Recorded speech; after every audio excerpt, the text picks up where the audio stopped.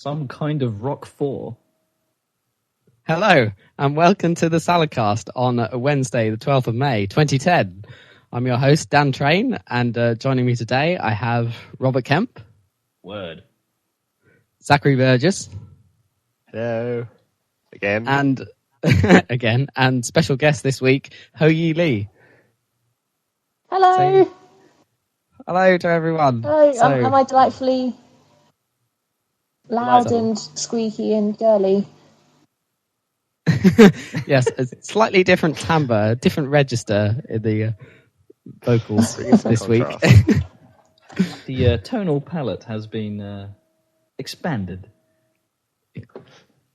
Good. I'm glad I bring something to the plate. Well, we'll see. Yes, your voice. Your voice. Your voice is it's a good start. Yep. Well, I think that's what you want from a podcast, really. Sounds and noises and voices. Different frequencies. Be a shit radio show. Yeah. I'm going to do this through the medium of silent dance. Because normally dance includes so much noise, obviously. Yeah. Well, naturally, that might be worse, because you probably hear awkward Lots shuffling. of clattering. Yeah. Yeah, pattering on the floor. How could you express something, some artistic sentiment, just through the swooshing and pattering of dance recorded? What's that? Is someone actually doing? What was that dance there? Actually, I probably shouldn't describe how I was making that noise. It's all sort of...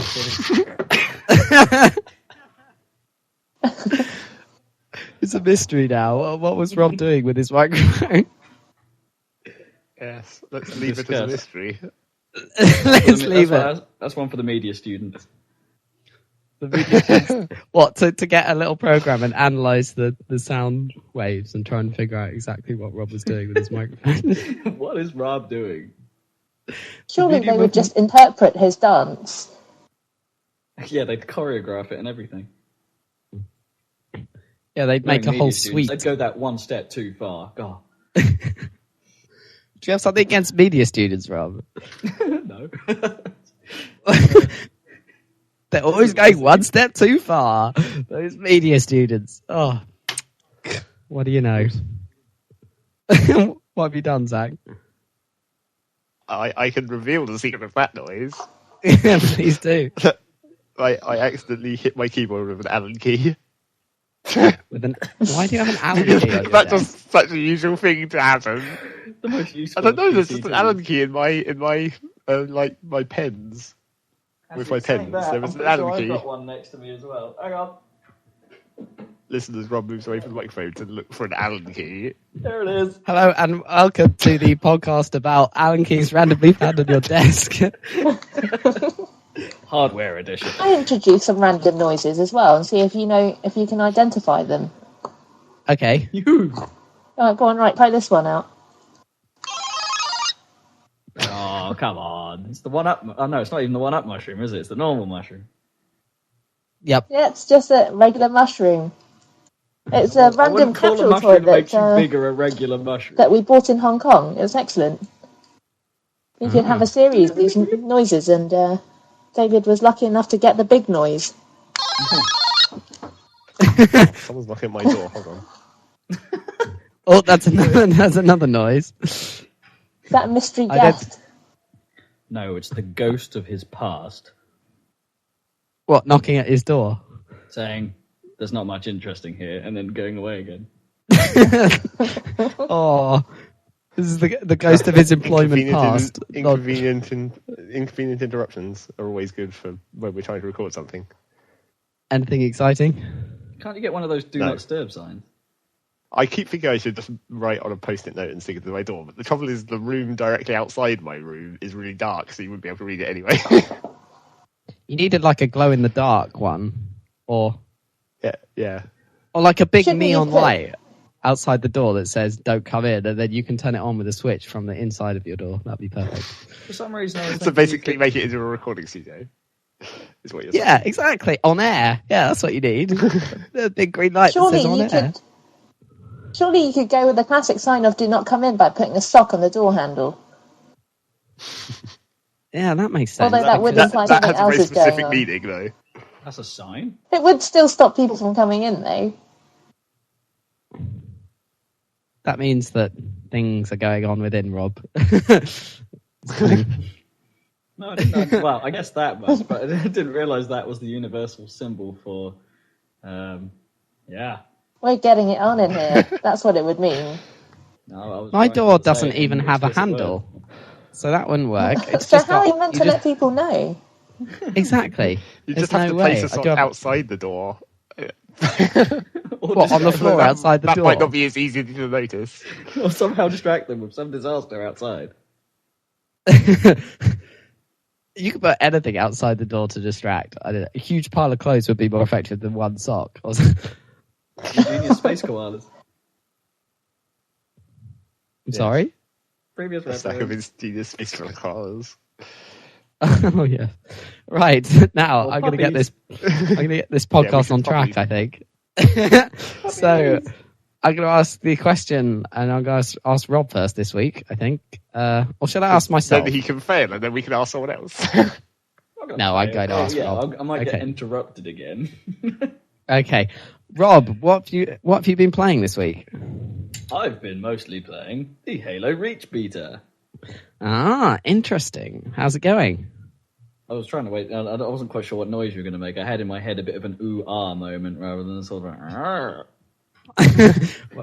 Well, I'll go ooh-ah as well. Ooh-ah Halo Reach. You enjoy it? Is it good? It is pretty sweet, but in the sense that it's Halo again. It's not. That's what I thought. It is very good, and there are it's as good as Halo has always been, but there's almost not enough changes to sort of really shout about, other than the new graphics engine, which is, while keeping the same look and feel of Halo, is nicely sharper. Those rumours about it being proper 720 are true, and it does look better for it. Excellent. I'm The glad old it's Call of full Duty HD. pixelation effect doesn't occur, which is nice. That is good. But does it look like remarkably better, or is it just a niceness? It's hard to say, really. They've General kept a lot of the... if you look at it carefully, better. But in the heat of the moment, you wouldn't really notice it that much. Because it looks it's so also much got this- like Halo. Yeah, and they've applied this weird motion blur technique that's a bit over the top. It's like, because you can see it when you're lifting your gun and stuff, it makes it sort of look like your gun has a weird drift to it. I don't know, it's hard to describe. It's like it leaves a bit of a trail behind on the screen as the gun in front of you moves around, like from jogging or whatever. And it's Okay. it just seems a bit The view heavy-handed. model. That's the one effect I think that's bad. And Well, they might scale that back because it's beta, I suppose. Yeah. Mightn't they? Although, probably they're not testing the graphics, are they? They're testing the multiplayer, the servers and stuff. How's that, biggest anyway? change. What, the matchmaking, you mean? Yeah. It's again not really any quicker or slower than it was before. It Okay. works, but you could argue that Halo had the best system to begin with, so they probably true. didn't need to change the earth. They've supposedly added the ability to search for people based on social settings. So, for instance, you can sort of set yourself up as being I'm polite, or I'm out to win, or something, or I'm an outright trash talker. Be careful kind of person, and then you can search for games based on your preference of how you So act. that's a bit. So So that's a- so if you're a douchebag, they'll meet you up with other douchebags to play with. In theory, Is that what you're Or saying? alternatively, if you're a douchebag, you will have set yourself to being polite, so you can go be a douchebag to polite people. Obviously. Yeah, that's Exactly. that's the bad thing. The clan punks could be all douchebaggery on the noobs, and So you have to set yourself as a douchebag and say, hello, I'm a big so troll. far, although those settings exist, weirdly, I didn't find the option for setting what group I belong to, so I just leave it on any. And But so isn't far, I there, haven't it been sounds filled with quite... whiny kids, so it's okay. Really? So I thought far, that's all Halo was about, I thought. well, I suppose it's actually a bit of an effort to get the beta, to be honest. Because first of all, you have to own ODST. Yeah. Secondly, you can't background download it. You have to download it with ODST running. which might be a bit confusing for people at first, unless there's a big link on the main menu of ODST to play the beta, and then it starts downloading. But then you can't turn it off; you have to leave it running. And then, in order to get to the beta, it doesn't appear like a live arcade game like you might expect. You have to access it via ODST as well. So it's a bit of a pain in the ass to get to. So maybe the kids have too short an attention span. And maybe. The Ritalin hasn't kicked in. For the kids. The kids in America. Yeah. Whoa. Every kid's on Ritalin in America. They made a documentary about it, so it must be true. Yeah. Louis Theroux doesn't lie. Louis Theroux, yeah. Have you seen that? Do you see that, Ho? No, I didn't. I wanted to. I heard about it. It's pretty good, but it's typical Louis Theroux stuff, really. Just being awkward and... Speaking of what he does. I got shown in this program the other night that is possibly the most awkward thing to watch. It's called My New Best Friend. And right. Oh, God, yes. I've seen it. This is terrible. There's like one person signs themselves up to say, right, someone's going to enter your life, and you've got to convince everyone that he's your new best friend, which means going along with him and his suggestions to a certain degree. And oh, no. Yeah, and they don't know when they're going to arrive, and they don't know when they're going to leave, but they know it's going to be roughly a weekend worth of time. And is it always like a member of the BNP or something? No. You see, the whole setup of this TV show is that there's this comedian called Mark Rutan who plays these terrible, terrible people, and so he plays all of these new best friends. I don't know which one you watched, Rob. Which one did you watch? I watched the one with Daniel, the hypochondriac paranoid dude, who's been paired up with the the sort of fairly driven business lady. The worst moment of that one was when they go out for a meal or... They would go to an art gallery with their friend, and he goes a bit mental and says, oh, she's looking at me, we've got to go, I don't like it, she's making me a bit crazy. And so they leave her at this art gallery canteen, and then awkwardly, she's coming over that night for a salsa party. And it causes quite a lot of tension. And you're sitting there going, I actually found it quite funny, but I couldn't look at the screen. It was really strange. Okay. Well, the whole thing was that she'd been left in this cafe with no money and no way to get home. And so for ages, she was just sitting there nervously at the table waiting for these guys to come back, who were obviously talking about her anyway. And so when she... eventually, she twigs that she's just stuck there. The TV crew haven't sent a taxi to pick her up and take her home or anything, so she's just stuck there. And it's just terrible. And this guy Mark Rutan, he does a series of other TV shows as well. And there was one called Shirley Ghostman, and he kind of plays this. I don't know what you call it really. Maybe one of those psychics, and he goes around basically pretending that he's psychic, and he's just terrible. But he got himself into a bit of trouble whilst recording it. He was doing loads of interviews, and for some reason, he went on these interviews as Shirley Ghostman, where he probably said some racist stuff, and then he was quickly taken off the air. But now he's on TV again, doing a new show called La La Land, where he's basically pretending to be, I think, 3 different British people who are trying to make it big in including Shirley Ghostman in LA, including Shirley Ghostman, and that's correct. Yeah, but it's pretty terrible and cringeworthy. Yeah, it's the most uncomfortable thing I think I've ever watched. But strangely, some of it is really funny. There's this one dude on Shirley Ghostman who goes, he's trying to talk to this witch, and he's in for all of it. There's a running theme where he goes, I thought you were a man. And he's like, I am a man. But you said you were a witch. and this guy's like just going, but I'm a man, and I'm also a witch. But you said you're a man. Witch. Gender confusion going on. It's really strange. And he tries to tell, he just makes this guy sort of just go, all right, okay, carrying on. Quite a lot. So how is My New Best Friend that different to like Wife Swap or something like that? Oh, but yeah, Wife Swap's just funny though. It's not like cringe TV because it's almost it's real people. It is real people. As real as that These people gets are on TV. these people are deliberately terrible. So the very first one that I watched was this kind of he was a bit of a lad, so he likes to drink beer, likes to hang out with the boys, and is a bit homophobic. And so his new Right. best friend is a openly camp guy, and he goes. But it's not a basically, he real gets- guy, though. No. It's an actor. Right. But he's just terrible enough that he could just be a horrible cliche of a person as opposed to being actually a made-up person.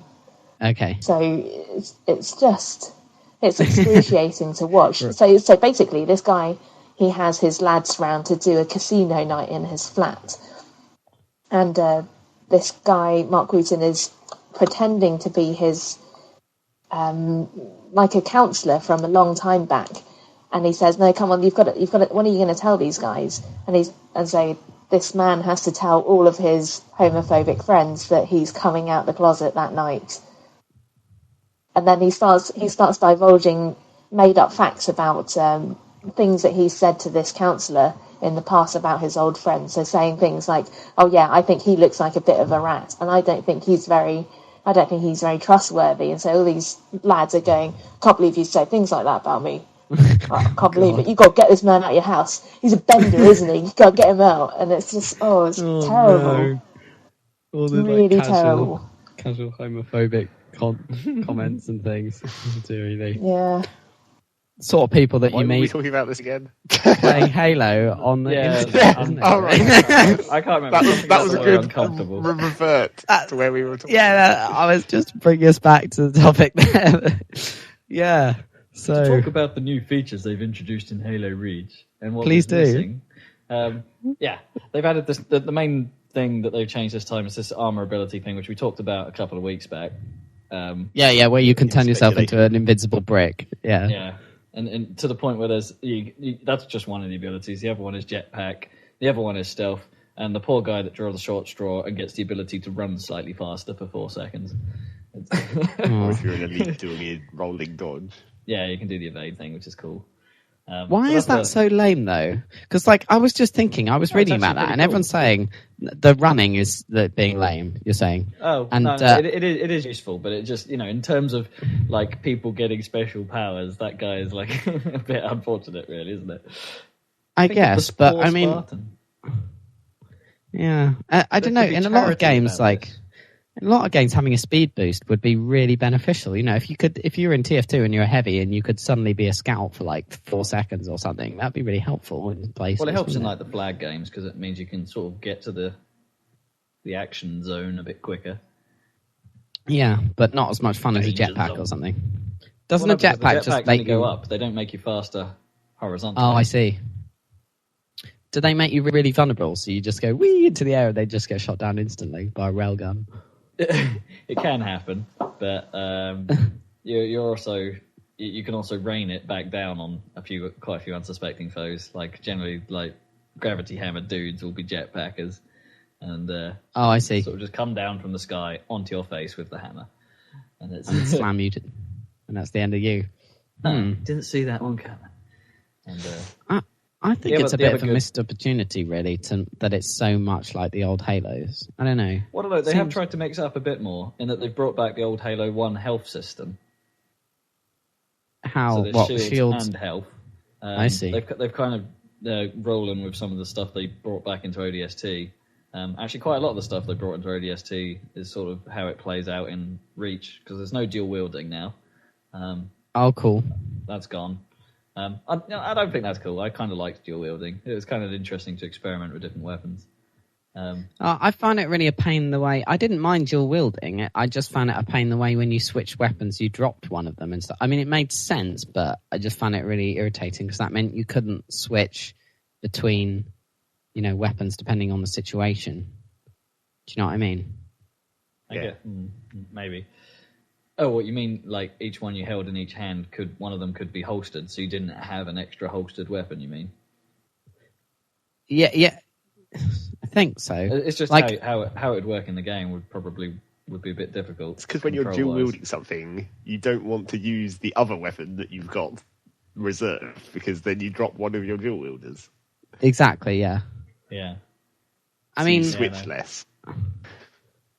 I kind of got the reason for that, but I mean, if you were like dual wielding pistols, then you'd put them in holsters either side of your waist, wouldn't you? And then grab your if you rifle had off your back. holsters either side, you might not have them.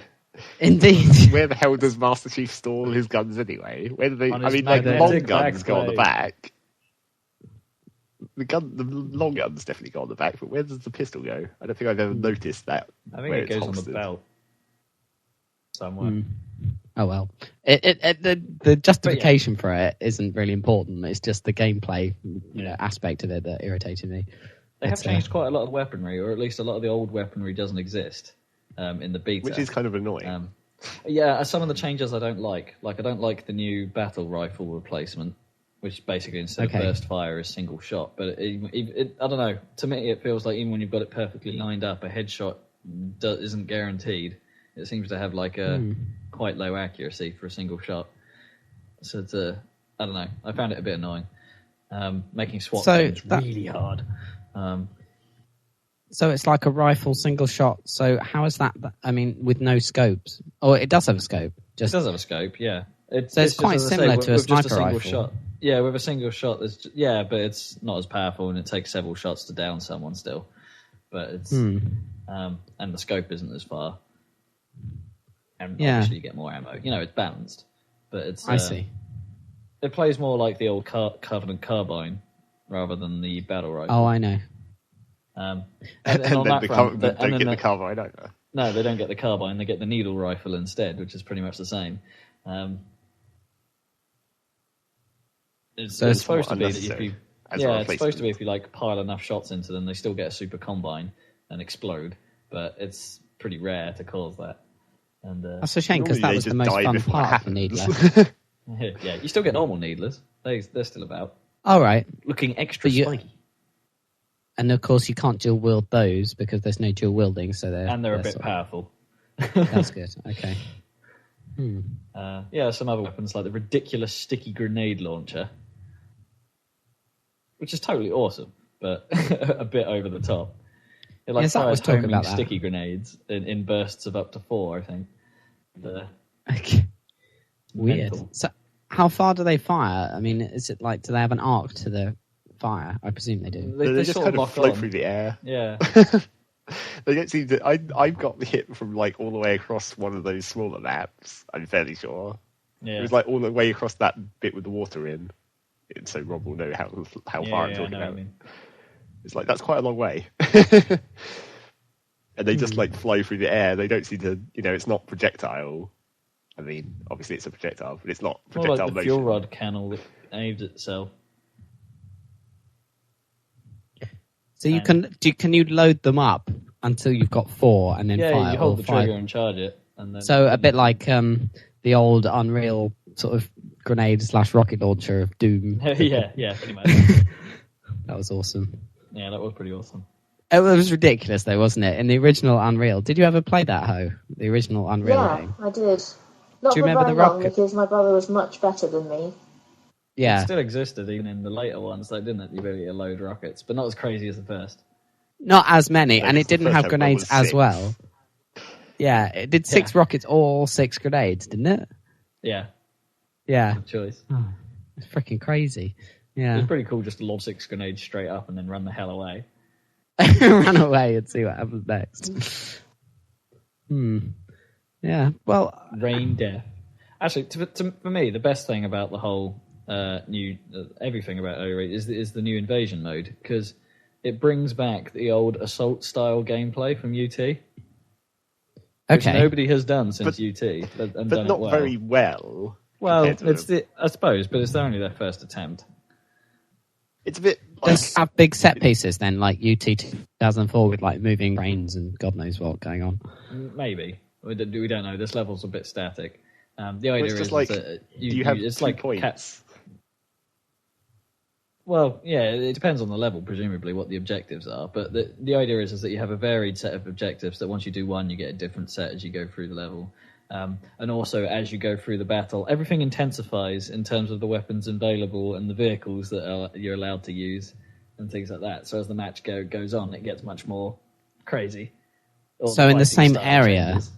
Yeah, the same map that like. Well, presumably by then you've moved on to a different part of the map that allows vehicles, that kind of stuff. So it'll ramp up the number of vehicles available, and presumably it'll be map based. So maybe some won't get vehicles at all. How are the vehicles? So, they just the vehicles were kind of dumb in that in that one map. Yeah, they don't work too well. Where it's like there's a tank spawn right next to the second point. Where it's like I'll drive out and then shoot you in the face instantly. Or as what keeps happening to me is I'll drive out, someone will board me. Yeah, because they're all standing in the point capturing. Yeah. Boarding of tanks? What, boarding of the Scorpion? Yeah, the Scorpion. Oh dear. Just get on and just either punch you out of it or destroy it with a well-placed grenade. And... It's not exactly fast enough moving that one to guy avoid did, people. just keep punching it forever. Yeah, some dude punching a tank forever. Yeah, no, I was in a Wraith and some dude boarded, but he boarded it in the gunner seat where there was no one, and we sort of just sat there for ages punching at nothing. I think he thought he must have been damaging the tank slowly, but he wasn't. Okay. It was really quite funny. But yeah, so do you think that's what I think of it? It's okay, but again, not much of an improvement. It'll still blow up Xbox Live, it'll still be huge. Of course, but I mean, are you think of getting Reach on the basis of the multiplayer? Not really. To be honest, I'm more interested in what they do with the single, as I am with most of the Halo games. That's why that's why I was interested in ODST, because of the different style of play and the different side to the campaign. I thought, as far as the Halo universe goes, this is a bit of an oddball. This could be interesting. Exactly. Whereas Reach will probably be back to the more traditional sort of style of story, but... well, I guess you're a Spartan, but I don't know. You've got a team of them now. Yeah, they could mix it up. They could have you playing different characters, or different Spartans who you can't really tell the difference between, that kind of stuff. But Reach wasn't the ridiculous planet that was made entirely of Sentinels, was it? That was the other one. Reach was the planet that fell before the conflict of the first Halo game began. I knew that bit. Yeah. It wasn't made of Sentinels. No, I can't remember what the name of that planet was. Is it going to stick? Like the Spartan training facility, wasn't it? Mm. What Reach? I somehow... No, not this other planet that was made of Sentinels. I don't know about that one. This is what I get from the Halo backstory. I've read this at some point. Well, there's an entire book about the fall of Reach, isn't there? Which obviously we haven't read because we don't read gaming fiction. But have you ever read any gaming fiction? It's based on that anyway, so it's... Is it? That's what I'm wondering. I'm assuming so. Yeah, someone must have written an awesome story and they thought, sweet, we'll have that. We'll steal that. I was in Forbidden Planet yesterday and I saw an entire Eve fiction book, and I was thinking that's got to be a compilation of all the stories that they put out regularly. They do like chronicles or whatever. I don't think it was short stories or anything. It was a whole novel, I think. Yeah. Fall of Reach was a proper book. No. This is for in the Eve universe. Oh, really? Yeah, I can't remember what it was called, but it looked like a comedy Zachary birthday present, possibly. They could have chained them all together or something. Spoilers. I don't know. Maybe. I don't know. Have you ever read any gaming fiction, Ho? I'd love to say yes, but actually I haven't. But neither have I. Due to friendship commitments, I have had to read Harry Potter /fiction. Oh, it wasn't that's good. hilarious, though. Some of that is really funny, though. Yeah. Have you read the classic? It's only like 2 paragraphs or something. That the what's it? Where he flies into the sky and says, what's that song? Oh, I can't remember it now. But this is a not very good story. Name. This is a not very good story about a not very good story. Oh, It's My Life. That's it.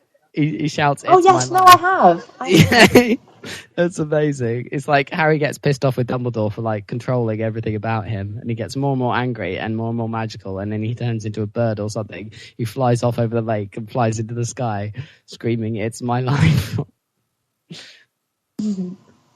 That's it. No one else finds this funny. Really? Is it just me? It's fair enough. No, I find it funny, but the other two don't seem very keen. Never mind. I don't get Never it. mind. So, you played anything else this week, Rob? Is he flying into the sky singing Bon Jovi, or is he? Yeah, Bon It's Jovi. my life? Oh, that's No, it's fine. Bon Jovi. How does he sing that? How? It's my life, it's now or never. Yeah, that would be slightly it. operatic tones. That's it. I'm just not a big enough Bon Jovi fan to actually know the song well enough. There was a dude in Ipswich the other day who was walking along with his iPod on, and just in the middle of Debenhams singing this really badly. Is he a total dude? I had much respect. He's getting enough respect from my brothers. And the other classic one is the taco show thing. What's it? No, I don't know that one. Oh, it's like, I think it's Lupin. You know Lupin, the character Lupin. Anyway, it doesn't matter what the character is. He's talking to Dumbledore, and Dumbledore turns him into a girl or something magically, and he gets really annoyed. He's like, "No, I have a magic wand, not a taco show." Something like that. Oh man, It's really it was famously awful. Anyway, enough Harry Potter fan fiction. Yes, there's Gears of War proper fiction, isn't there, as well now? Yeah, I think so. Well, their ridiculous book. Yeah, there's tons of like action figures for Gears of War. They're really pushing those. Like I've seen, you can get like Gears of War. Because a man, though. Yeah, and you can get the Coltrane. What am I talking about? Freaking Coltrane. Yeah, you can Just get the Coltrane. It Coltrane. has like a voice box in it. So you go, That'd be Coltrane amazing. is at home on the rails. Sounds so weird. You say as a train goes past as well. Yeah, that was convenient. No, you're in a train, aren't you? That's not a Coltrane, in though. those That's an cart electric things, train. and it's like you're home on the rails. Well, it's like a minecart section, isn't it? Which is yeah. kind of a cliche of video games and cinema ever since Indiana Jones 2 or whichever one it is. Isn't the new Sonic game? Isn't that going to have a minecart section again? Let's hope. You know, the new 2D one. Yeah. Rush Adventure I'm so excited about that. had a minecart section, didn't it? It did, yeah. Wait, or am I thinking of one? No, I think Sonic Rush 1 had minecart section. No, the Crystal Caves in Rush Adventure have minecarts as well, don't they? You don't really do anything in them; they just go down a hill that might and be then the one explode. I'm thinking of, actually. Yeah. Minecarts. Oh man. Speaking of Sonic, I did actually own some Sonic fiction books. Do you? Do they even exist? Yeah, from proper old school. This is when back in the Mega Drive days. I think it was Virgin Publishing released a series of 4 semi-comedy kids books that were actually pretty awesome. And stayed true to the original canon, so it was there was a true bit of fanboyism. Is there any connection to like Sonic the comic? No. These were a separate entity, but okay.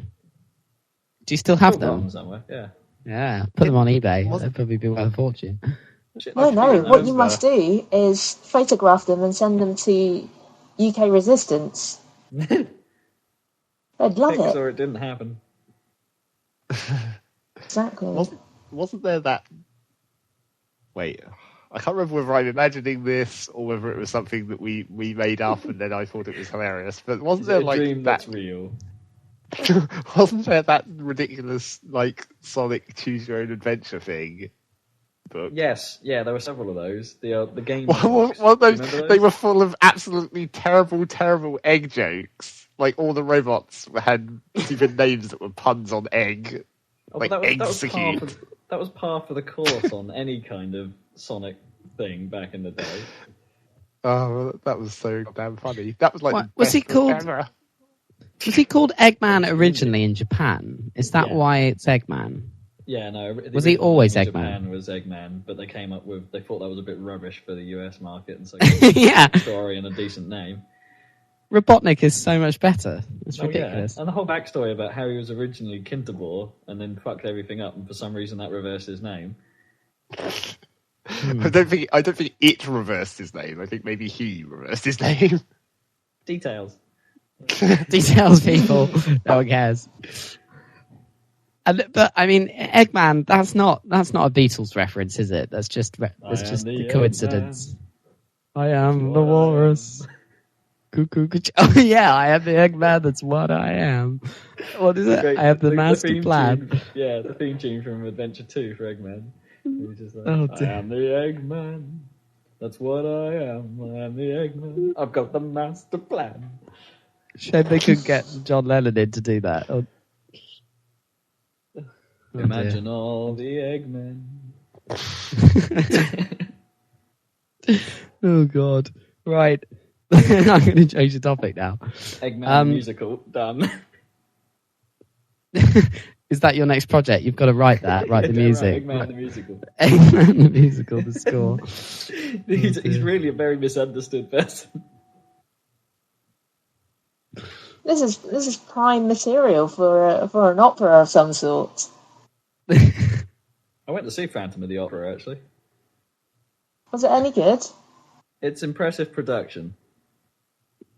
Is that all you've got to say for it? Yeah, that's my very diplomatic way of putting it. No, it's very good production-wise, but dear God, that story makes less sense than most of what we've already said. Yeah, that's a good analogy. That really is saying something. But, bad guys you normally think are pretty determined and aren't easily swayed. This guy, the Phantom, whoever the heck he actually is quite easily swayed by a good song. Yeah, but that's because it's a musical. The entire purpose of songs is to cause something to happen in musicals. The angel of music. I think you'd find if you saw pretty much anything on the West End musical that you would be quite impressed by the production values, to be honest. Oh, yeah. It was pretty sweet. But it's, musicals not my bag. No, perhaps not. Unless they're funny, then it might have worked. What, Avenue Q or something? Yeah. Fucking puppets. I'd quite like to see that. Or Spam-A-Lot. Yeah, that'd be cool. I thought that was the night to see me. I thought it was a bit, a bit up themselves to call it Spam-A-Lot until I remembered that they came up with the term spam, or at least, it's a Monty Python sketch, isn't it? And then it's been reappropriated as spam, egg, and spam, and all that. Like the stuff you don't want, along with the stuff you do. So yes, I'm going to ask Ho, what you've been playing. I haven't finished recently. Yet. We can come back. Oh, you're not finished? No, it's fine. We'll come back. I'll come back to you. I'll come back to you. Okay. Okay, well, I have been playing rather a lot of Left 4 Dead and Left 4 Dead 2, and it's bloody awesome. Killing zombies. It's exactly what I want to do. Do you play it? Hopefully talk about that slightly as well, because I played the passing thing, so I have something to say about Left 4 Dead also. Do you play it? Who do you play it with, Ho? Mostly with the people in the flat. So we've got a couple of online friends who play as well. So there's some of David's friends from work, and we also play with Nath, who's in Switzerland at the moment. So really? It's pretty awesome, yeah. But we always find that we get stuck when it comes to the last parts of the level. So for those who don't know, there's kind of 5 chapters to each story, and you get to the end, and you've got zombie hordes to fight your way through before you get rescued.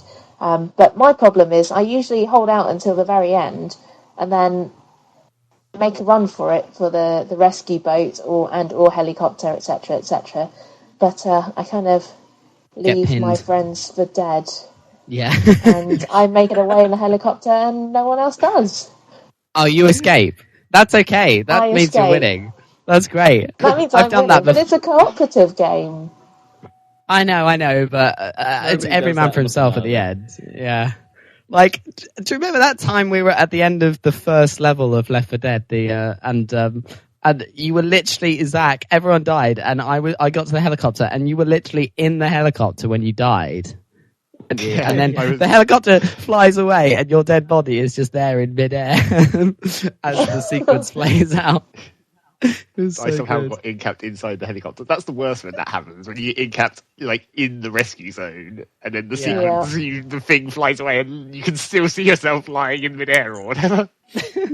Oh dear, so good. It's pretty upsetting. Like, I have to say, the first couple of times I played Left 4 Dead, I would leave the rescue helicopter, etc., to go back for my teammates, but I've learnt not to now. Yeah. It's like, don't just leave Yeah, them. because people just get stuck. I try and be heroic on my way there, but once I'm actually there, I just scramble in. Really, don't you? I don't know. If you're lucky, you're all in one piece. Like everyone's If you're together. unlucky, someone is still trying to get to the rescue zone, and then a tank climbs into the helicopter. Yeah, and then I've seen that happen. It was the helicopter at the end of the fairground in Left 4 Dead 2, where both sides of it are open. So the tank climbed in the side that the survivors climbed in, and punched the guy who was in the helicopter back out the other side, back down into the arena. That's what you don't want to happen. So yeah, what did you think of the passing then, Zach? It's a ridiculously pointless cameo. I mean, seriously, what the fuck? They made the worst thing about it was they did this whole. There was like this thing that got like revealed or whatever in the build-up was like someone dies. And it's like, oh no, I know. One of the old characters. I know one of them's going to die. But then, of course, what it actually means is that basically one of the old characters doesn't exist in the passing and never gets mentioned at all. You see them, though, don't you? Oh. So you don't see them die. You don't see anything. It's just like, they don't even mention that there was 4 of them. It's just like, oh, hey, we're just some survivors. Hello. But you see the dead body of the dead guy, though, or girl, don't you? I don't know, do you? Maybe it's hidden somewhere, but I certainly didn't notice. Yeah, you do. I didn't see either. Oh, really? I've seen a video, and it's. Do you know who dies? I presume you do. Yeah. Yeah. Yeah, you find the dead body somewhere there. Do you want to know? It's me. It's me. It's me, Rob. I die. That isn't a spoiler for everyone. No. That isn't a spoiler for everyone listening to this podcast, but the character I always play dies. Oh. Or doesn't die, is just conveniently dead. I'm not going to spam the voice button. No, that was possibly the worst thing about that. That's It's like, the oh main no, now problem. Rob can't shout it all the time any longer.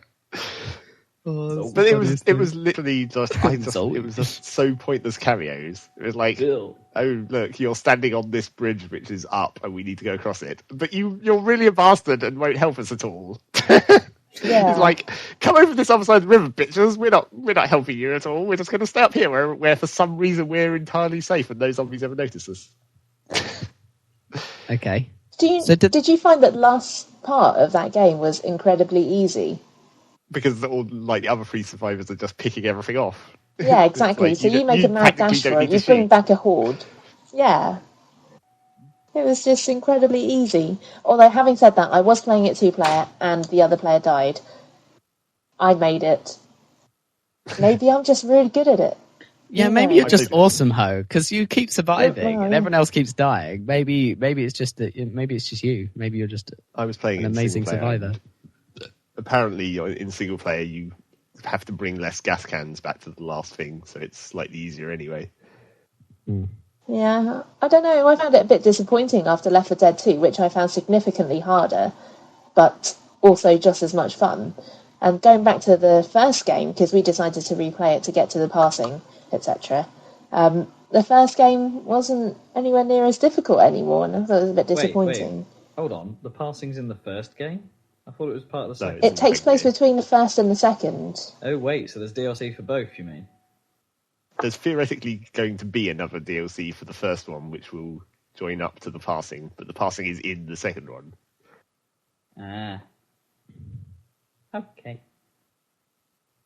Also ridiculous that they're making another DLC for the original at this point. How do they explain that's awesome. the geographical difference? Who travels and when? The original survivors must travel because it fits into the passing fits into the Left 4 Dead 2 storyline in between the shopping mall and the fairground. Because you're still in the car. You're in the car and you come to this bridge which is up, and the original survivors are for some reason hanging out on it, and then they tell you need to get across this river through this underground tunnel and then turn on the generator to lower the bridge because we're totally not going to do that for you. bitches. What's the last level of the first game? Is it dead air when they take them in the plane? No, that's the third level. Does the plane crash then? Or is it? No, isn't Dead Air the last one? Wait. No Mercy is first. Yeah. Yeah. And then they take her on the helicopter. Crashes. No Mercy. And wait, which one comes second then? Is it the... It crashes and then you get a bit of DLC, don't you, after the helicopter crash? It'll be a DLC. Where does that lead to? Oh, what? And That's Crash Course, is it? And... You get in the stupid battle van thing. Battle van. That leads to the woods, doesn't it? Oh, no, the last level isn't Dead Air. The last level's the one with the fields. Oh, yeah, the last level is where they actually get rescued by the military. Well, that's not going to make any sense then. No. Why would they go down to the south of America? Well, I think... Well, maybe it's something stupid like the evacuation zone is in the south of America, or we need to get to Mexico because for some reason Mexico doesn't have any disease, whereas America is hella diseased. Weird. Is it Blood Harvest? Or something? Yeah, that's the one. Yeah. The one with the field, which is cool in theory, but in practice is really annoying because you can't see anything. Yes. Actually good for gameplay. Good. I mean... It's because the crops don't get trampled, obviously. That's the problem with it. No, they don't even really sway very much. You just sort of pass through them. It's not a very good effect, or graphically, I don't think. You know what I mean? Yeah. No, but didn't you find it scary that you'd suddenly step on the witch and get mauled? I quite enjoyed the field. I don't think I ever had a witch spawn in the field. No, you get a ton of them in that level in Left 4 Dead 2, don't you? Where there's a field in the mill. Witchy. I like the field though because you could predict exactly when the horde would come because you'd disturb the birds. Yeah, and they'd come back over that cliff that you jumped off into the field, so you could just Molotov it exactly and get most of them in one go. That was always funny, but every single time. Whereas most things you can't predict because of the director, whereas that would always happen. So it's quite fun. I still think they messed up the director slightly in Left 4 Dead 2 because it went from being occasional horde to you've just finished that horde, have another. They just seem to come way too frequently, and it wasn't quite. There was no suspense because it's just like right, there's going to be another horde in a second. Right, and there it was. That's a shame because there was quite a lot of suspense in the first one because it wasn't that frequent, was it? No, and they felt fairly dangerous, I suppose, in the first one, but then you kind of got used to them, and maybe they just sort of thought, right, we're just going to chuck loads of them at you now. And... Well, in the second one, you can melee the crap out of them, can't you? You can just stand there, really. Yeah. But on the other hand, in the second one, you don't. If you don't have a melee weapon, you don't get infinite melee because they implemented that thing that they put into the multiplayer. How does that work? You get that melee cooldown where if you melee too much, you start your next attack is slower. It doesn't tire out, basically. Yeah. Okay. What do you do then? Switch to a weapon? You have to gun them. Well, it's to stop people just meleeing constantly. It was originally put into Left 4 Dead 1, but only in the multiplayer to stop people stupid stacking, where you'd basically all just stand in the corner meleeing so nothing could ever touch you, which was a cheapo tactic in multiplayer. Well, but then they brought that into the single player as well. Presumably certain things could still touch, like bile and the smoker. Well, yeah, but if the bile hits you and you're just everyone's meleeing, the regular zombies that are attracted by the bile are never going to get to you anyway. Yeah. Which is the problem. Have they patched that into the first game in the single player? Because do you remember that time I survived for a ridiculously long time in that cupboard in the finale of the first level, where I was just meleeing and I had the auto shotgun, and for some reason, which is brilliant, you can reload while you're meleeing, even though it makes no physical sense. So yeah, it's awesome though. Yeah, I was just reloading and meleeing constantly, and then just shooting the crap out of everything that had built up in the very small space in front of me. And I managed to survive for like 5 minutes or something after everyone else was dead. And this was on hardcore mode or something, wasn't it? Yeah, which of course was a complete waste of time. And they killed you. Yeah, I think I killed at least one tank, but yeah, fair enough. Yeah, they are bad. Have you guys played the multiplayer much? We haven't at all. I say multiplayer, I mean like versus. No, Not too much. I didn't really. No, I played a bit of the what was it, the Can collection game in Left 4 Dead 2. Scavenge. Yeah, that's it. Get the Yeah, can. we haven't done much versus, have we? I'd quite like to try the whole charger thing in Left 4 Dead 2 in versus. That might be quite fun. Yeah, I With think versus so. is satisfying finding to get it a right. team that actually stays in the server. Yeah, or a Always someone lag-free quits. game. Always. As I have soon quite as it bad lag gets issues slightly on both, to be uneven, or like someone, like one team is already scoring too much, it's like, oh, I'm going to quit now. Stop doing that. Rage! Rage! Yeah, so much rage. It's like that great Scout vocal, isn't it? Where he says, "I dare you to rage quit," doesn't he? Yeah. We tried the Survivor mode, didn't we? That was fun in the first game, where you just get pummeled constantly. Is that what it's called? Yeah, that was the add-on, wasn't it? For... Yeah, it was Survival that they added DLC pack. in like weird. We never played the lighthouse level, which was the actual level that they added with that. Oh, I gave that a few goes. It's really hard. Really hard. Because but it's hard if you choose the obvious tactic, which is stand on top. Which totally doesn't work, because as soon as the tank gets up there, you all get knocked off. Which, insta-death, not fun. Well, I suppose if you held up in one of the rooms, you might have a better chance. But tactics. Either way, we should play some more when we're all about. Yeah, definitely a good idea. Okay. Yeah. Yeah, we could all play together, couldn't we? In fact, we with Ho's lot and our lot, we could actually play versus, possibly. Yeah. That sounds like an excellent plan. This does not concern you, listener. No, possibly not. Don't spam Ho, our have you games, been playing please. anything else? I have. Going back a bit, we've been playing a lot of board games, not necessarily video games, but still games nonetheless. Excellent. So let's try and tie this into video games somehow. We have been playing Settlers of Catan, which I believe you can download on Xbox Live, and it's excellent. It sounds like the most boring game on earth, where you collect resources and you trade resources to make cities and to make settlements. And that's pretty much it. But it's an excellent game. Have you guys experienced it? Have you played it?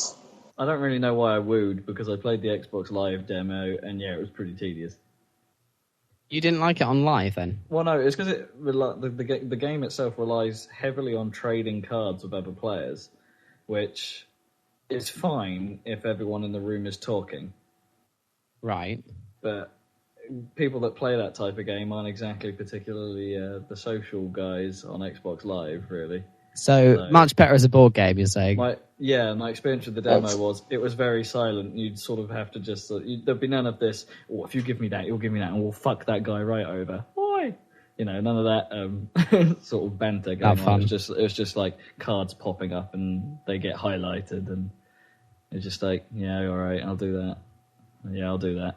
Oh, I've lost. And I'm then gonna go play Carcassonne. Didn't have a multiplayer in like non-online, and it wouldn't have made sense if it did, because then you'd be able to see the other people's cards in the same room.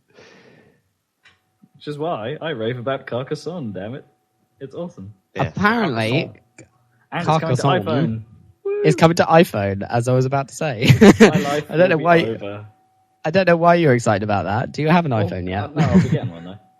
Oh, you are? Okay. Because I'm looking forward to it. Although I've seen some screenshots of it and it doesn't look that great, like, in that respect. It looks rubbish, but... Yeah. Which is a shame, because it looks fine on Live Arcade. Yeah, no, the Live Arcade version is absolutely brilliant. In fact, it's probably better than actually owning the board game. It's one of Not those that you know that. Not no, you have anything to compare it to.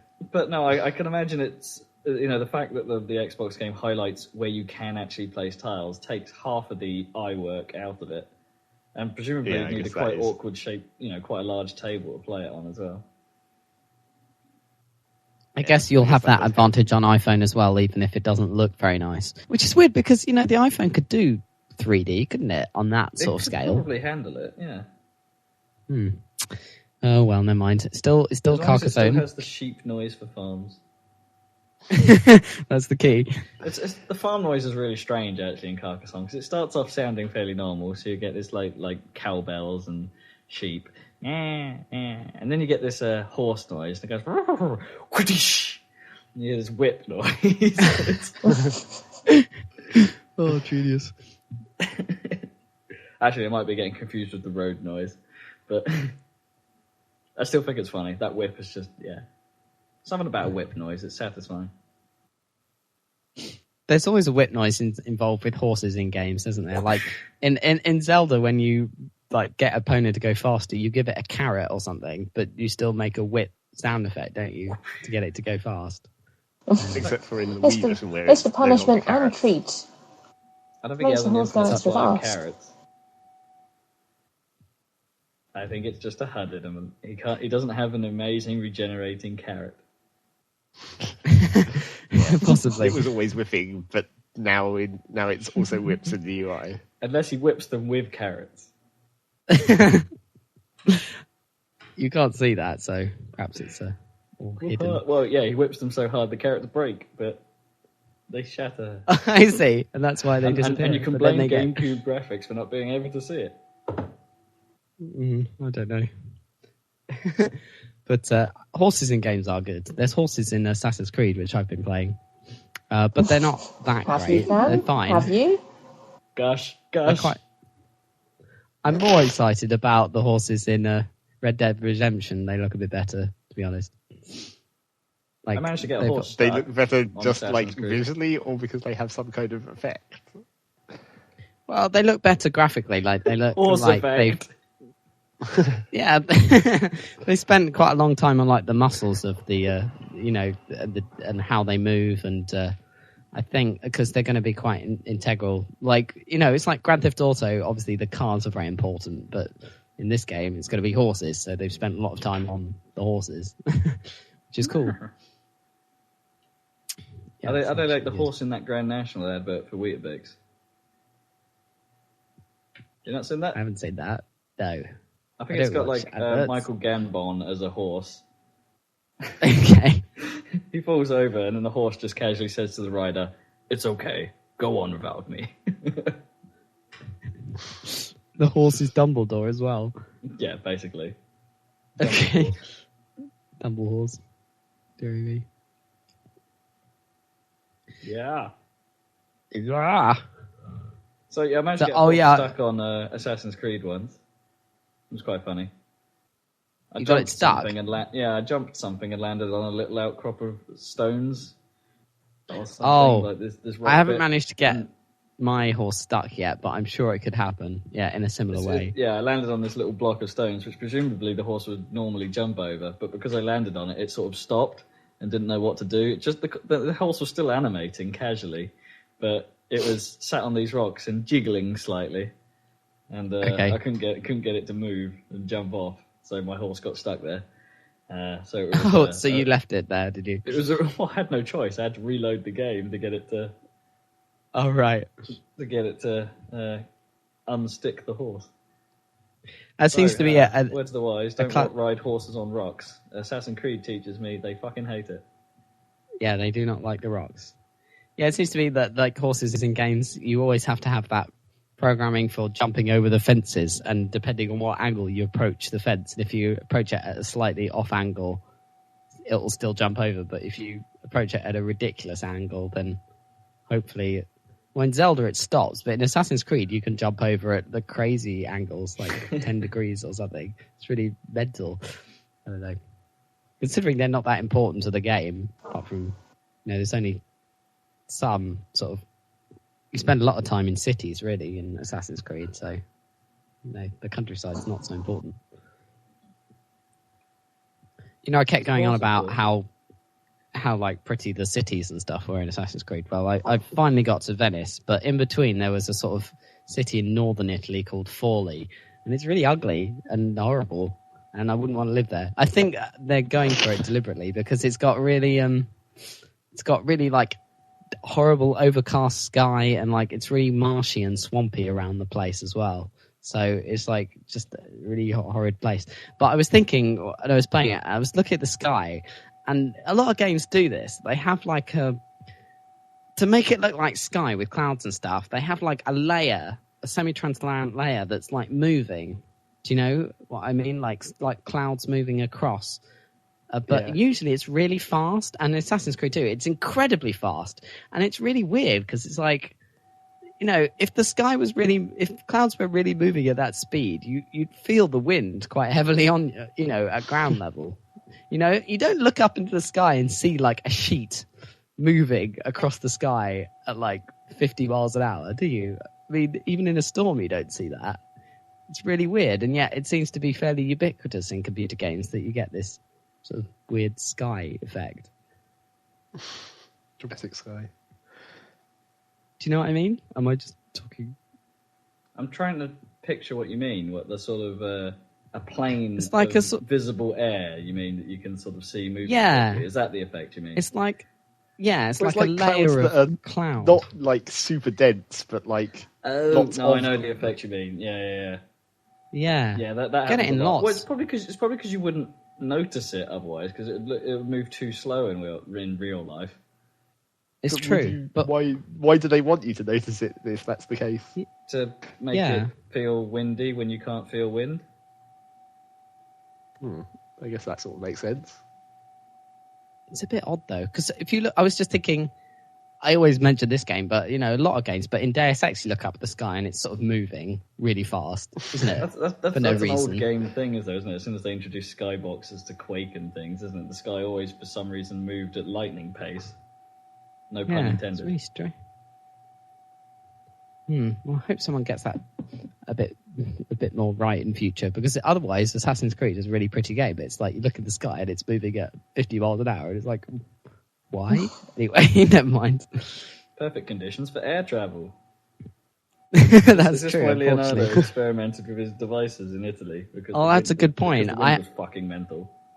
I haven't quite got to the point where there is a glider, I think, in the game, but he's talking about it, Leonardo da Vinci, but he hasn't actually given it to me yet. Hey, gringo, wanna fly my crazy machine? There's Mexican Leonardo da Vinci again. Oh, that's another good reason for looking forward to Red Dead Redemption, because there's going to be a lot of gringo going on. Banditos. Indeed. I want your money. Can you hear a funny noise on this? I know we're in the middle of the podcast. I think that's Rob. What? Rob has somehow tuned into a number station, is what I'm guessing. It's like... What? It's like, what the fuck? Russians in our TeamSpeak channel. Morse code or something going on. Intercepting a secret broadcast from the Sparrow. I think we must be. Oh dear. I hope that's so anyway. Yeah, we'll just have to hope it's not there. Apologies if you can hear it in advance, so I don't have to write a stupid blurb saying it's all fucked up. Right, at this stage of the podcast, I'm gonna ask Zach what he's been playing this week. Oh, before you do, I'm gonna log off here and I'll join you guys another time. But unfortunately, please do. Bed calls and I won't work tomorrow. So thanks for inviting me onto your podcast. It's been great. Thanks for coming on, Ho. Thank you very much. No problem. Thanks, guys. Bye. Bye, Ho. Take it easy. See ya. User disconnected from your channel. The thing is now, there we go. I actually need to bring up the recording details to see if she's actually properly left. Oh, there we go. Okay, we can carry on. Let the sexist comments commence. Shut up, man. Let's insult the person who just left. Yes. No, not those her. girls. Just, you know. Oh yeah, God. Girls are so rubbish at Left 4 Dead, man. Yeah, they always get to the end and leave everyone behind. I bet she doesn't even play as Zoe. I mean, what the fuck? It's all me. Zoe. Oh, what's the Rochelle, isn't it? What's the girl? Yeah, I don't think I would excuse her if she didn't play as Rochelle because no one wants to be Rochelle. No, Rochelle's lame. It's clearly all about Nick and Coach and Ellis. Yeah, dudes. Yeah, of course. Rochelle actually has no the other three purpose in the dialogue, really, does she? She's just, the woman. She's the lamest, yeah. It's like there's an archetype for every. There's like in the first one, it's like black businessman guy, awesome biker dude, veteran, and woman. That's all there is, isn't it? And then in the second one, it's like redneck yokel, school coach, football coach or whatever, and then it's a con man, sleazy gambler guy, and woman. No, it's black woman. Oh, black woman. Get it right, yeah. For some reason, I want it's to shorten distinctly that different from normal woman. I want to shorten that to Blumman. Blumman. Oh dear. And for some reason, she wears a Depeche Mode t-shirt. So that's her character. She's a fan of the rock band. It's not exactly hip hop. No, that's true. Or is that borderline? What are you expecting her? What are you expecting her to just R&B and stuff? Well, she does look a little like Kelly Rowland. Snick a bit. I don't even know who that is actually. Do I? Okay, to simplify it, the black one from Destiny's Child, who's more black than the rest of them. The more black. The more black one. Oh my god. Okay, Zach, come on. What have you been playing? Yes. At least I have something to talk about now, so we can move on. Good. Go on. Yes, I've been playing way too much of Civ 4 because it was on sale. And what more reason do I need to buy Civ 4? Did you not already own it then? No, I had Civ 3, and then I was like, man, fuck Civ 4. They've turned it into 3D graphics, and I'm sure it'll just be the same shit again. But then it got cheap, and it was like, hooray, I can buy this. And how is it? Is it the same shit again? Yeah, pretty much. There's once again, they've not changed enough, not made it complicated enough, and in fact managed to remove some things that were actually awesome. What have they removed that was good? Well, every time they've done it, Civ 3 was the worst example, because when they made Civ 3, the original version of it, they took out a lot of useful elements of the sort of terraforming, or not you call it terraforming, but what the engineers and workers do to the landscaping or something, building farms and all that crap. Roads they took out stuff. quite a few elements of that in Civ 3, which they then added in the expansion pack, which was basically admitting that they cocked it up. But then in Civ 4, they've kind of changed the whole sort of land working system so that it's much more sort of tile specific. So now, you can't. It's you can't build mines on flatland any longer. Not that it ever made sense that you could, but those are totally not. You totally don't get mines on the flatlands any longer, and you can't build farms in the hilly areas or whatever. Okay, so it's you can only build mines on the hill tiles, and you can only build farms on the flat tiles. But then there's sort of it's not. Even though there's more options because there's other things you can build on those tiles, it doesn't feel like it's as advanced. It's because before you could severely customize your output by very precisely managing the combinations of tiles, but now it's a bit more sort of generalized. It's do you want this tile to just make a shit ton of food or lose a lot of food and make production instead? Because that's about the extent of the options. It's basically a binary choice there then. Yeah, it's weird. I don't know why. It's more simplified but more complicated at the same time. There's more different upgrades you can build. You can build a workshop on the flat land, or a town which is a sub part of your city that makes money instead of production or whatever. Or that's cool. I like that idea. Because it's a bit weird to have a civilization entirely built of cities with no towns. You know what I mean? Yeah, it was nice. Kind of a weird thing. But the other things, though, they've sort of, there's like the other weird things they've changed, like railways. It used to be that railways gave you infinite moves, but now it's only like 10 squares per turn, which is still, practically infinite. Right. Well, I don't know. not Infinite actually. to 10 is quite a big drop in the grand scheme. Yeah, it is. It is quite significant if you've got like a big civilization or whatever. So railways are no longer infinite, but they do have, like, if you build a railway in a square with a mine or a lumber mill, it increases their production and that kind of stuff. Yeah, it's kind of weird. Sounds like they made a lot of changes that make a lot of sense to me. Yeah, it's like they made things that it's like it's more sort of realistic, I guess. But I'm not sure it's not more advanced. That's my problem. It's like they've never made the base sort of concepts more complicated, which is what I think they need to do. They need to make it more, more. They still need. The trouble is, you always say that about games where it's like they could make it more complicated and more, in depth. Like SimCity is the other example. Right? Yeah. They say deep, make the gameplay deep, don't they? Is how they describe it. Yeah. Yeah. Make it deep, make it more complicated. But the trouble with that is, of course, the inevitable counter argument to that is that you'll just alienate people who haven't played the previous games. But if you do it skillfully enough, then you can gradiate that. I mean, that's almost what Civ's good at, isn't it? Because Civ in general is too complicated for a lot of gamers who just play Halo to even, look at. With its turn-based. I know that used to be common, but I mean, a lot of people that would turn them off immediately, and it's grid-based system and stuff. But it is actually quite good at easing you in with quite a good tutorial and, I can't shoot stuff with my own hands.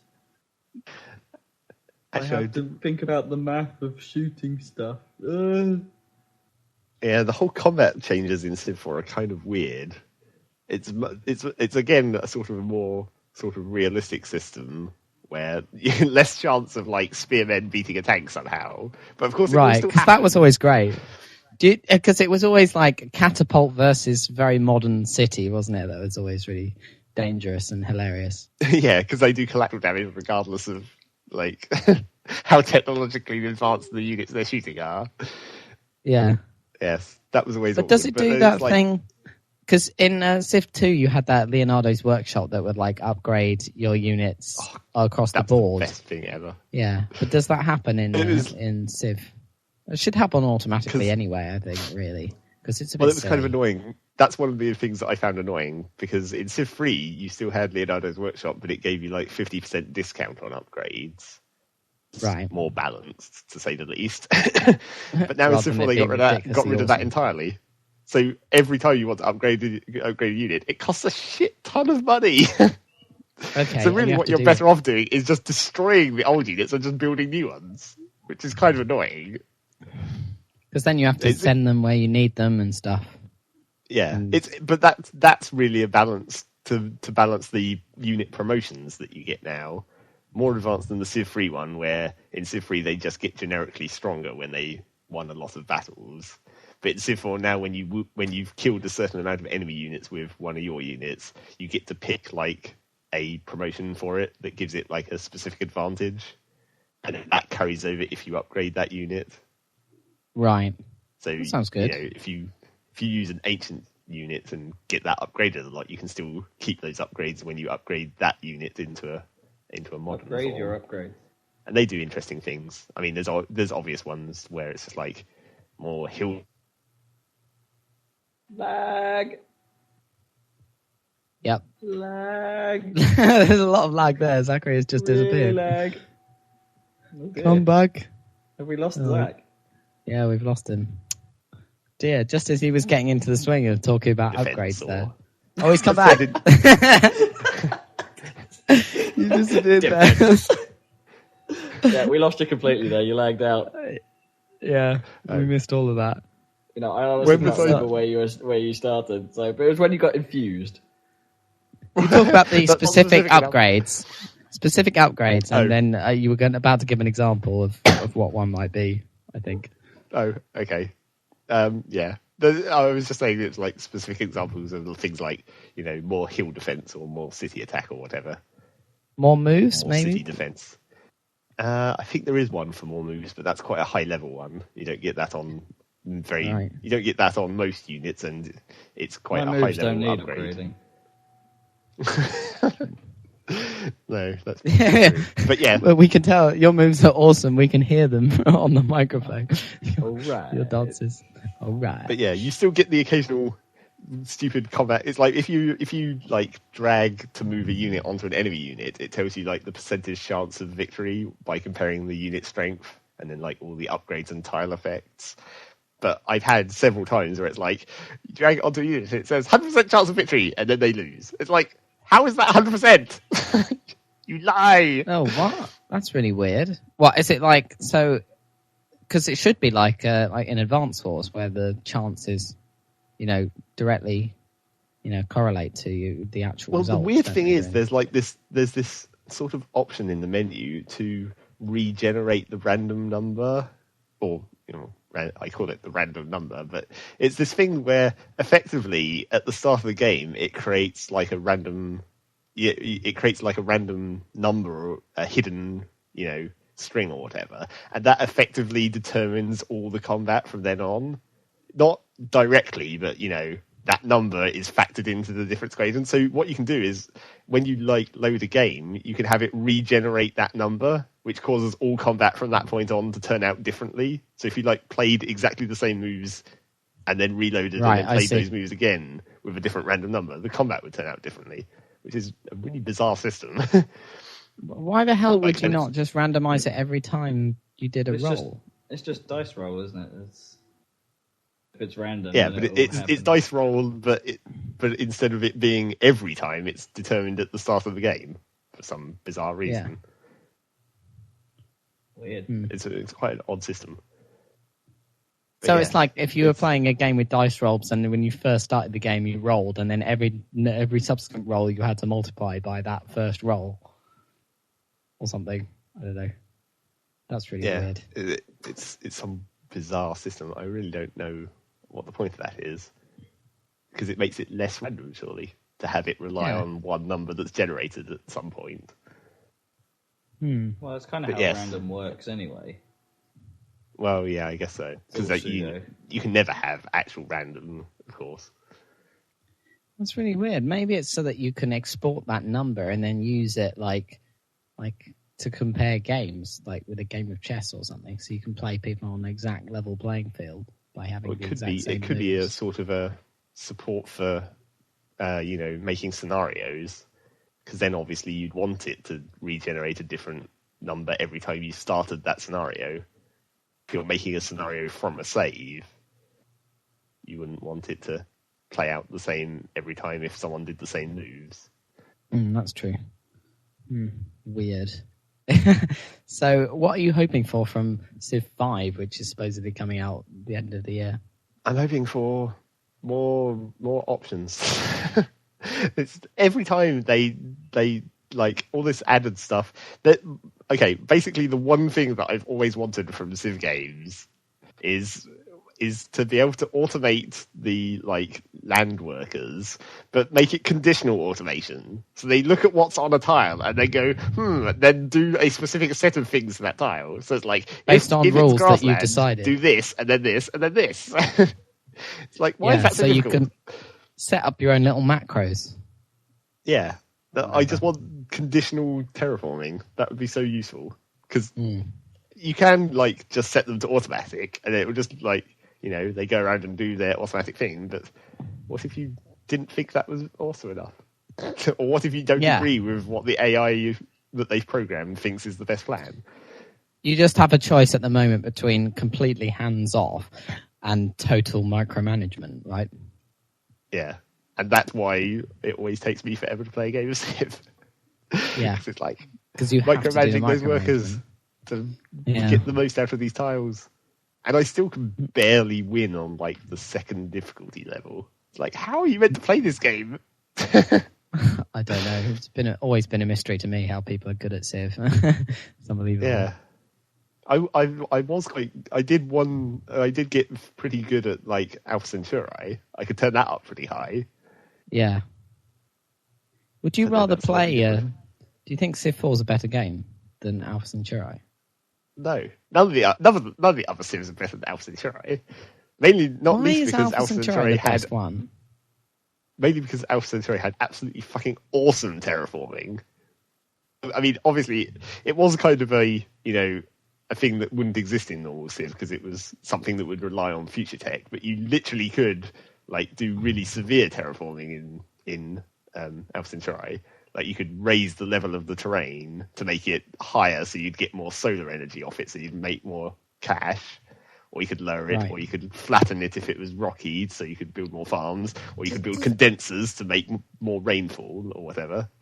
Does that actually work? Would that actually work if you raised the land? Would you get more solar energy, or is the atmosphere that thick on this planet? I probably doubt it would actually work. But it raising and lowering the land. It's probably more to do. It's probably more Sounds to do with like cloud cover height. Mm. But yeah, that was the awesome thing about Alpha Centauri. Just the range of options you could perform, and all the how all the units in Alpha Centauri were made of parts. So every unit you could make a totally unique, where it's like you put this gun and then this armor and then these unit upgrades onto them. Because that wouldn't work at all in Civilization, would it? With catapults and stealth bombers and things. No, it's much more sort of set.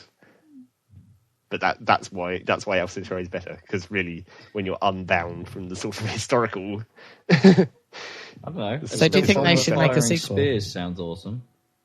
Do you think they should make another sci-fi one then? Would that be what you'd like?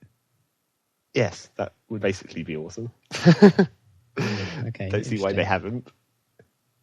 But Civ 5, it needs conditional landscape improvements, and it needs you're essentially talking about macros and programming though for that. Well, that's not impossible. No, but it's weirdly seen, isn't it, in the gaming world? Like when FF12 introduced gambits and things like that, where you can essentially program the game to react for you.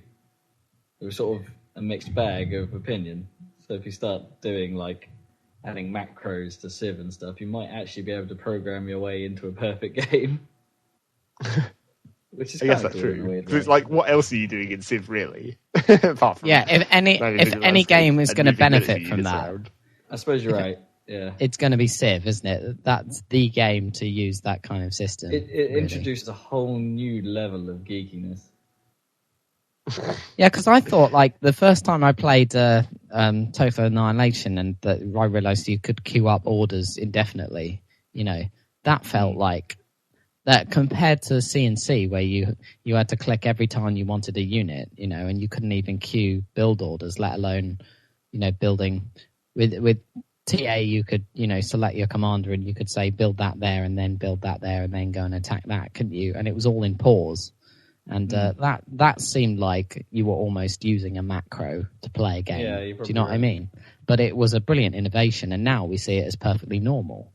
That's the sort of thing that I would compare it to, putting that little macro for the engineers into Civilization. Did they carry that level of control over into Supreme Commander, going back to that? Yeah, pretty much. The same sort of...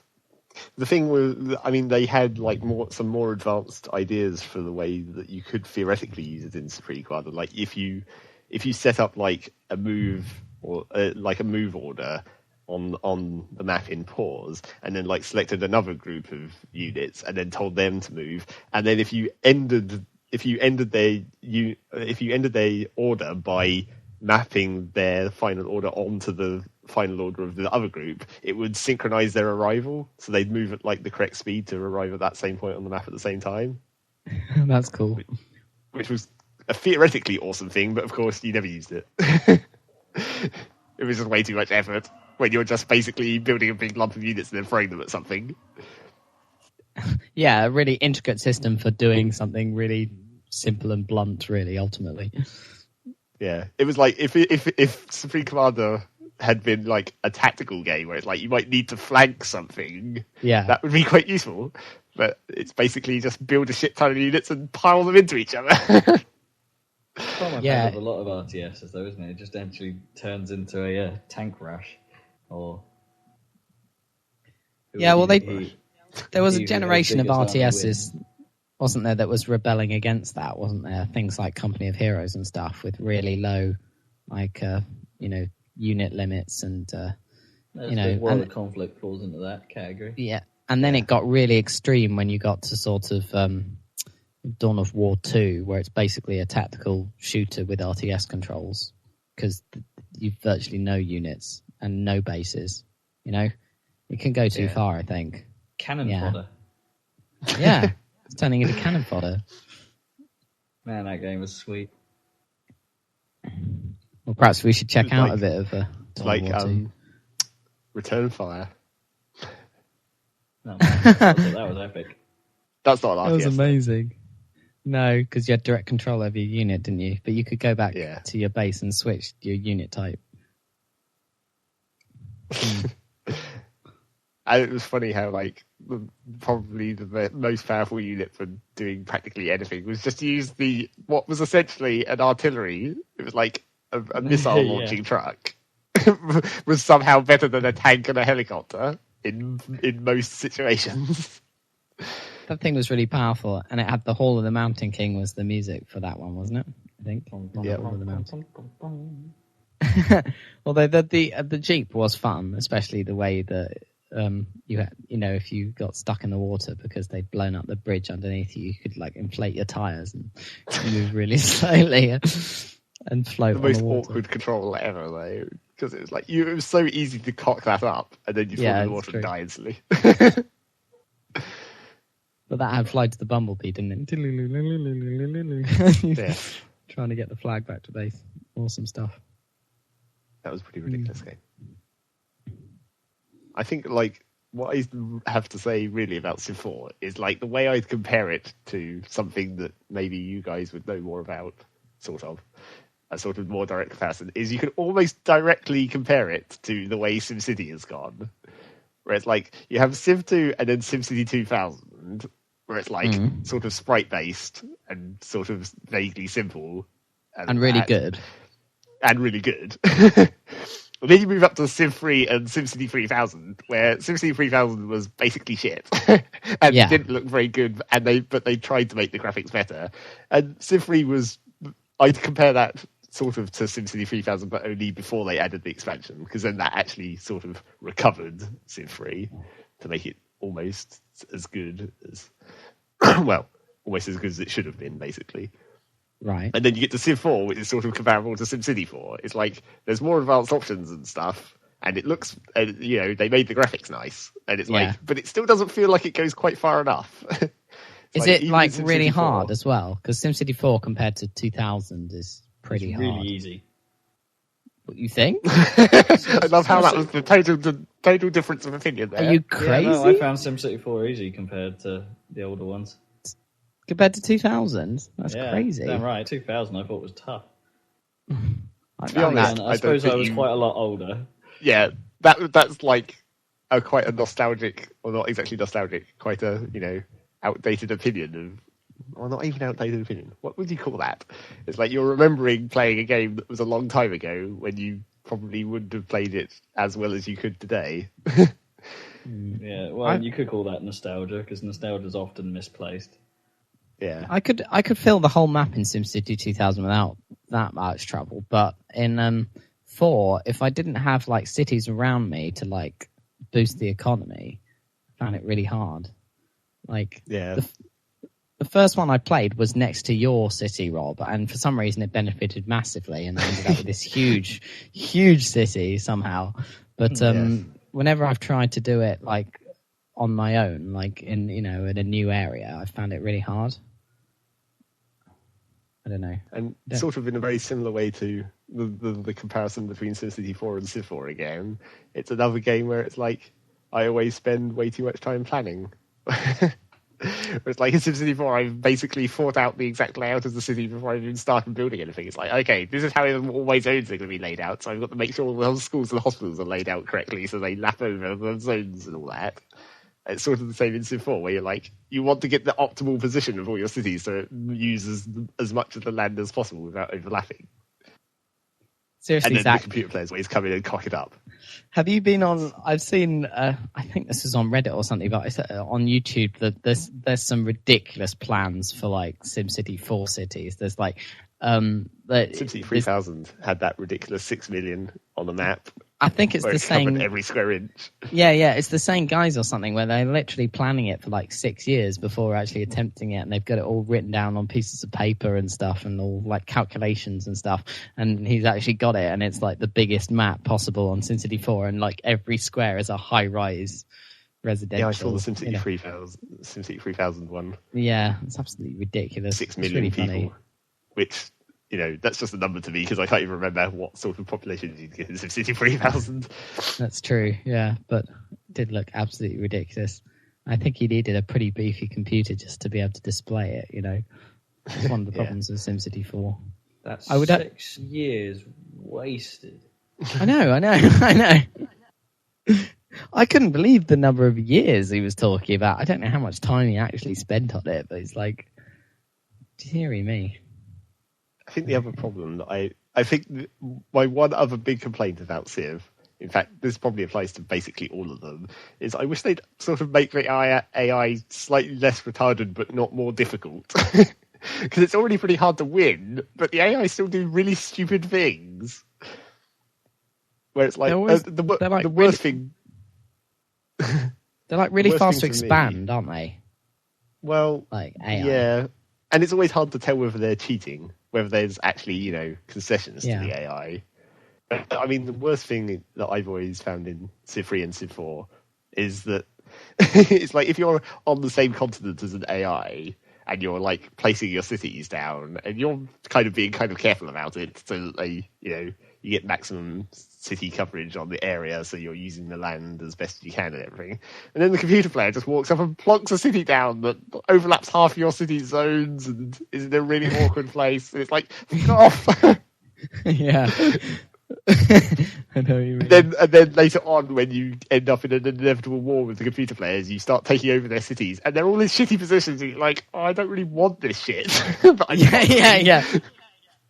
You're conquering all this stuff, and it's not even stuff you really want. You have to like demolish it in order to build your perfect civilization on the same spot. They did kind of try and combat that in Civ 3 and Civ 4 by making it so that you have cultural boundaries that effectively it's like defining the borders of your nation, and then if you don't sign an open borders agreement, the computer player can't pass through it. So you can kind of predict, like, if you see where the enemy are on the continent, you can just quickly build a line of cities across it to block them off. So it's like, no, you can't come past. I've reserved this bit of land for my expansion. It's a shame you can't, because, claim land that you don't have any population in, because, Yeah, you should be able to do some kind of... And then declare war on the basis again, it's another one of those... It's one of those kind of things where it's another... one of those things where it's like you don't feel like they've advanced far enough. There should be a way to like say this is my border sometime during the early game to just claim land where you're like I can and then like military disputes along that in the early game. Yeah, that would be good. That feels like another one of those. And I mean, the other thing that's absolutely terrible in Civ 4 is diplomacy. It's probably taken a step back from Civ 3 again because there's practically no options. It's like, literally, when you meet someone for the first time, the two buttons are hello and war. Although with some words to make it slightly more wordy. What options did they used to be in Civ 3? Well, they probably weren't that much different. But then, even in Civ 4, it's like, even once you get to know people better, there's not very much you can do. I mean, there's all the, trading and stuff where you can say, trade resources or cities or units or declare war or open borders or trade pact or whatever. That's all still there, but there's some glaring options that are glaringly obviously missing. Like particularly the worst one is towards the end of the game, when you build the UN, that opens up diplomatic victory, where you can, if Victory three quarters condition, of the people, if 3/4 of the people of the world vote for you, you just win. Right. But you have to turn that off if you're playing against the computers, because if you aren't friendly enough to get that vote, one of the computer players will inevitably get it, and there's no way to stop that. So once you've built the UN, you're committed to someone's going to win if it's not you. Are you unlikely to have like a quarter of the population of the world then? Well, no, you can do it pretty easily. I mean, if you want to win cheaply. It's just like the win button, deploy the UN, success. But then surely you could block any other person winning by having enough population to deny them the vote. You can, but then, I mean, it's quite, because depending on how diplomacy's got up to that point, which can be quite a random thing, you could quite easily have enough of the computer players gang up on you to just let one of them win. And it's just like, then the game ends. It's like, oh, fuck. So I very quickly turned off diplomatic victory. But the option that's clearly missing is the sort of, because it was in, I don't know if it was in Civ 3, but it was definitely in Alpha Centauri. There was the sort of, before the votes came around, you could talk to the other civs and say, like, vote for me, or vote for me and I'll give you this money, and sort of bribe them. There's no options for controlling this straight up default victory, which I think is really dumb.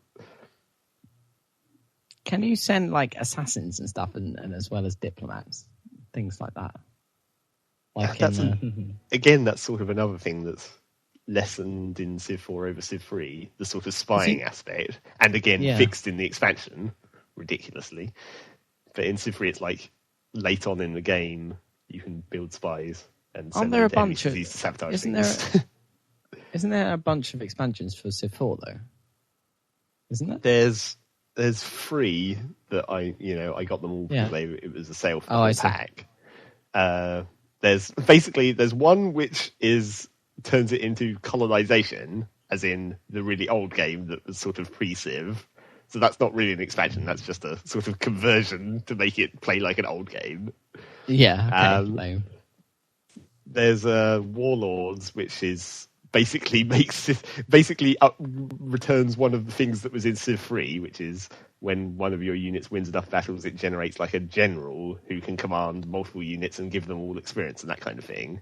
So that was another like recovering stuff that should have been in the game anyway. And then there's the proper Beyond the Sword, which is actually gives you quite a lot of new technologies and buildings and better espionage options. So again, it's like the expansions are making the game how it should have been in the first place. Well, at least you got them all. Yes, so I imagine I probably won't be very interested in Civ 5 unless it looks like they've actually done something a lot more interesting with their hex grids. And then wait for it to go down in price, and then be like, oh, now I can buy Civ 5. And probably some expansions that make it what it should have been in the first place. Yeah, let's hope they get it right first time with this one at last. I don't know. We'll see. It would be nice. Do you reckon a lot of modern opinion and review on Civ is based on the game alone rather than the expansions? So when Civ 5 comes out, it might get critical acclaim or whatever because the reviewers have only really dealt with the major releases of, say, 3 and 4. What, you mean as if they hadn't played the expansions of 3 and 4 to see that it can be better, and then they're comparing Civ 5 directly to the unexpanded versions? Yeah, do you know what I mean? I get the impression a lot of the time that reviewers don't pay too much attention to the DLC. I mean, that is changing, but what with game trailers now doing reviews of the DLC packs. Yeah, which is good. I mean, that is becoming a more major thing now, isn't it, really? The sort of expansions. Well, yeah, it's to be expected because DLC is commonplace. It's not just it's the norm. It is now, yeah. It's the new name. But that kind of sucks, obviously, for the consumer, where it's like, why didn't you just make the game good in the first place? In Civ's case, yeah, that sounds really shit. Especially for the early adopters. There was some kind of elements of that in SimCity 4 as well, when they made their whole transport expansion pack, which gave you a load more useful options, like actually being able to like build toll booths on roads to control traffic flow. So it's like, don't go down this road because otherwise you have to pay for it. Go down here instead, and all that kind of stuff. And the awesome route query where you could click on a house and see the literal route that they travelled to their workplace. Yeah, that was cool. Because you got really bad traffic jams on really weird sections of road, didn't you? Yeah, and then you just had to kind of guess why it was happening. Yeah, and try and fix it. But it wasn't always so easy. Whereas with the expansion pack, you could tell exactly what was going wrong, and you could. There were many more options for like solving the problem, weren't there? You could build highways that weren't high up and stuff like that. Yes, that was another expansion that did quite a lot of useful things. I'm trying to think of another example. I'm sure I had one, but I can't remember what it was. What expansions that made the game what it should have been? There wasn't even an expansion for Alpha Centauri, I guess. It's more with strategy games, isn't it, really? Important. I was thinking Spore, maybe, because I can't help but think that they should have added all those extra creature parts in the main game, or made them through DLC, rather than a paid-for thing. I think it was taking a leaf out of the Sims book for that. Actually, on that note, the Sims. Classic example. Much expansions that just gave you shit that should have been in the game. Yeah, but some of that stuff didn't need to be in the game, let's face it. No, quite a lot of it. Ever. I didn't need dogs, really. No, really didn't. I don't know, pets is a relatively interesting concept because they weren't in the game before. But some of the ones I'm not sure I like the whole school life ones, where they basically change the entire flow of the game. Or is that a good thing if that happens? I don't know. I think it was just the fact that there were so damn many of them, and some of them didn't seem to offer really anything. I can't really remember the examples off my head, but... Yeah, there's so many that you can't remember all the expansions for The Sims. Yeah. Isn't it the first game probably had the most expansions of any game ever, I imagine, for the first Sims game? Yeah, pretty much. I can think of 4 or 5, and I'm sure there was more than that. There were a lot, I seem to remember. At least 8. So, Rob, did you have another game to talk about? I did. Let us delve. What have you been playing, man? I was just going to stop there. So, did you have another game to talk about? Yes. Question. Yeah, no, I started playing on Mass Effect 2, which I know you've already covered, but there are a couple of points I'd just like to make out. Please do. Seriously, Please go ahead. what the heck is wrong with some of the facial animation? Do you not think it's good? I quite like most of the facial animation. Most of it is good, until you see Jacob. Who's basically 50 Cent after half his face has stopped working. I like Jacob as a character, so I try to avoid him in general. But it's just weird when he talks and you'd expect his mouth to open, his teeth stay in the same place, so he's and constantly talking through gritted teeth, but perfectly pronounced. He is a bit odd. It just looked really weird, and a lot of the characters seem to go cross-eyed quite often. It might just be my perception, but everyone looks a bit cross-eyed, including my incarnation of Shepard. What have you got for your Shepherd? Did you bring him forward from Mass Effect? Yeah, I brought him in for Mass Effect 1, and he's a grizzled. What's his name? Played the leader of the Shield in Iron Man 2, and one of the gangsters in Pulp Fiction. For some reason, can't remember. Samuel L. Jackson. Yeah, he looks a bit like him. Oh, okay, fair enough. Cool. But he looks a bit cross-eyed, does he? Yeah, occasionally. When he seems to look at people, he sometimes sort of goes a bit... And for some reason, when I sort of think of that, I thought Russell Howard. I don't know if he's actually cross-eyed, but that was the... Russell Howard style. I think my connection's going a bit funny. You're sounding a bit odd to me. Zach, are you having problems at all? Or I basically can't understand a single thing Ron says at the moment, so it's lucky that he's only to talk to you. Is it a volume issue or what? I don't know. I can't hear what you're saying either, Zach, actually. I think it's going a bit wrong. That sounds really weird. I basically can't understand Rob at all. That sounds so strange. It's almost like a musical instrument, that lag, because you're just got one tone, but then it's like modulating really weirdly. Like, I can't describe it. Does it sound like anything mobile phones do when they lose connection and you sort of everything goes... Exactly. Yeah, it's doing that. It's doing that. Don't know why. That must sound even weird. Unfortunately, none of this is going to come out on the recording. Can Rob hear me? Yes, we can hear you. Although you can't hear us for a minute. Well enough to understand what the fuck I'm saying. Yes. How are we doing for time? Because we might have to cut this one short if this carries on. Yeah, that's what I was wondering.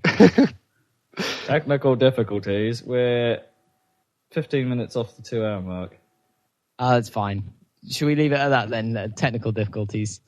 And the considering I can't understand a single word Rob's saying, yes, we probably should. Yes. Unless, obviously, I'm not necessarily part of this conversation. Lag. That sounds This so funny. should sound really bad on recording. Although it would be hilarious if it's perfect on recording. Yeah, because... No, it'll be perfect because I'm not having... If you can't hear me... And I'm basically, for the listeners at home, to explain the technical difficulties, we record this over the internet, with me, all three of us being in separate locations. And, basically I act as the server. So I'm the recording host. So everything I hear should be everything that you end up hearing at the end. And at the moment, I'm hearing myself fine because it's coming out of my mouth. So I would assume that it's being recorded fine.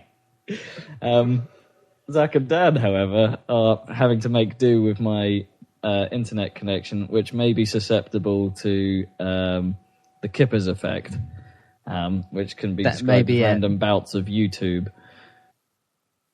Yeah, you've gone wobbly, and you've also got the Morse code going on as well at the same time. The Russians are at it. Connection. Those goddamn Russians. Oh, dear. It's really funny because you're going and then you can hear it on top going so you got two lots of going on. Yeah, I don't know what it is. I always hope that part doesn't turn up on the recording. Yeah, I do too. Quick, decode that Morse code and find out what those Russians are saying. The sparrow has left the nest. The sparrow has left the nest. Indeed it has. Right, I'm going to bring this to a close, I think, after these technical difficulties. Thank you for joining us, listeners, and thanks again to our special guest, Ho, for coming on and listening to us talk crap. And talking, let's give her a big round of applause. Talking a little sound weird over the connection. Talking a little about Left 4 Dead, and thank you for putting up with all our crazy comments on gaming and the like, and we'll be back next week, I'm sure. Okay, bye.